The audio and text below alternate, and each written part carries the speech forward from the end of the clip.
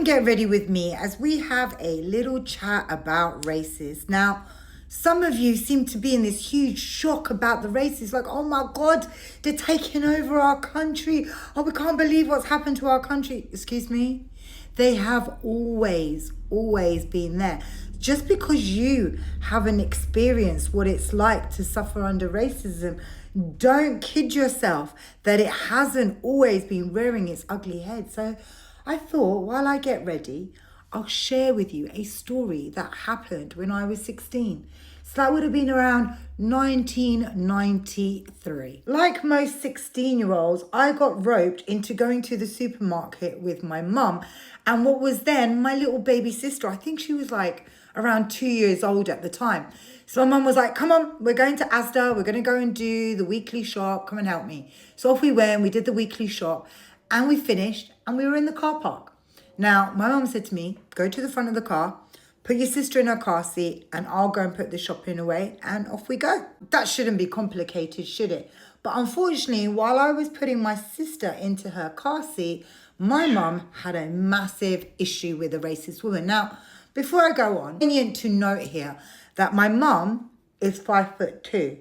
My mum is also absolutely nothing like me. She's very ladylike, she's very well spoken, she's not rowdy at all. She doesn't even really swear. I get told off when I swear at racists. Mum's like, why don't you call the blue and whiters and racist rabid dogs? Stop swearing at them. So that's my mum. She's a cute little petite Muslim lady in a hijab. Imagine my surprise when I suddenly hear my mum hollering out my name. She's like, Anika, Anika. She sounded so distressed. So I've quickly put my sister in her seat and I've turned around and I've gone to the back of the car where the boot is. Now, you know when you park and the front of your car is facing forward and the boot is at the back and then you can have somebody else with their boot at the back. So apparently what's happened is my mum is waiting for this woman to put her stuff away. She's taking absolutely ages, blah, blah, blah, blah, blah. And then my mum's turned around and she's just gone, oh, excuse me, please. Could you possibly mind if I squeeze in and get my shopping in? Something like that. Trust me when I say my mum is really big on manners. Now, guess what this woman did? She started swearing at my mum. It's like, how dare you effing pee, like what are you telling me what to do? And then she got my mum's hand. Remember, my mum's 5'2". She'd got her hands and she was twisting my mum's wrist like this. Now, if you've ever had that done to you, that hurts. Now, remember I told you my mum's 5'2". This woman, at the time, okay, I was 16, she looked like she was 6 foot tall to me. But if I'm honest, I reckon she was about 5'9", 5'10". She was built like a man. You know the man beast with the big belly hanging out? You know, with the roots up to here and then the stringy, greasy blonde hair and the bad skin, you know. And proper council house, low-level, third-class people. You know which ones I'm talking about? Like, right, and I'm only 16. I wasn't even a big thing. I was like, I'm coming around the corner and like this woman's kind of like back is to me but also her side, so I can see what she's doing to my mum. And I remember looking at her and thinking in my 16-year-old brain, oh shit, sorry mum, oh shit. And I was like, I was so scared. I'm not even gonna lie, she was massive. I was used to having fights with kids my own age, not a grown-up adult in her 30s that was built like a man. But at the same time, I'm seeing my mum get physically abused. So I don't know what happened, but I turned into Superwoman. Well, actually, I do know what happened because at the time, I was training 4 to 5 times a week in martial arts, weightlifting, circuit training and running.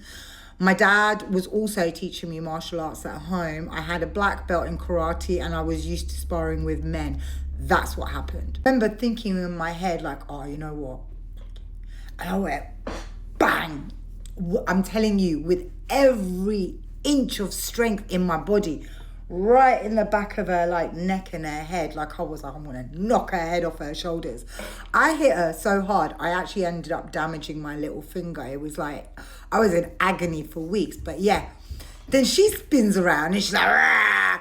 And I remember going, uh-oh. Honest with you, it kind of turned into a full-blown fight.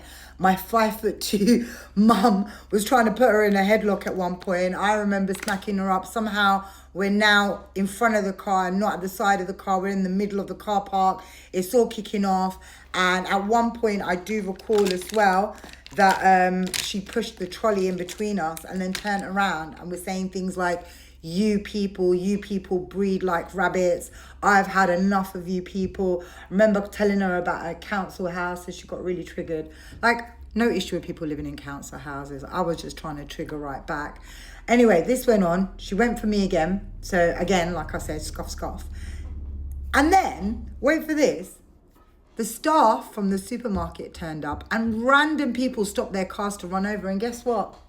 Every single one of them was white and every single one of them was having a go at us for fighting with this woman. We were telling the staff she just racially attacked my mother. And you can see my mum is this tiny woman. Do you think anyone's listening? No. The only person that had anything to say in the defense of me and my mum was a random West Indian man that was driving past, an old man. He was like, yeah, get him. And I was like, in the end, we actually had to leave. My mum was like, you know what, jump in the car, forget these people, let's go home. And I'm telling you, I was traumatized. I may have defended it for my mum at 16, but this was against a grown woman, double my size and so much taller than me. And, you know, I'm a child and I'm having to fight to save my mum. And yeah, I went home and I was really traumatized by it. I was upset. I had a cry.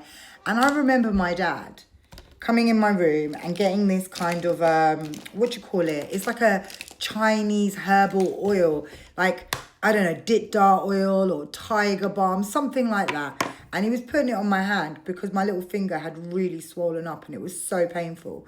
And he was putting it on my hand.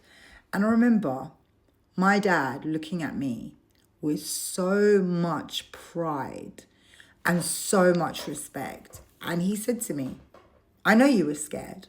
I know it was really difficult, but you protected your mum. Your mum was vulnerable and you knew what to do. You stuck together and you held strong. And I am so, so proud of you. This is the same dad that fought skinheads on the streets in the 70s. This is the same dad that used to get pee-bashed when he first arrived in this country. So for him, he knows that ugly face of racism inside out. And he knew the fear that I must have felt at 16 years old to take on a woman older than me, bigger than me, and stronger than me. Because he felt that same fear when he was a school kid and he had to take on the white racists that decided to go pee-bashing and fight them back and come out on top. So yeah, this has always existed. It's always been a part of our lives. It's always been something that we've had to contend with. And it's been something that has stolen the childhood of so many Black, brown and Muslim people in this country. We had to grow up too fast.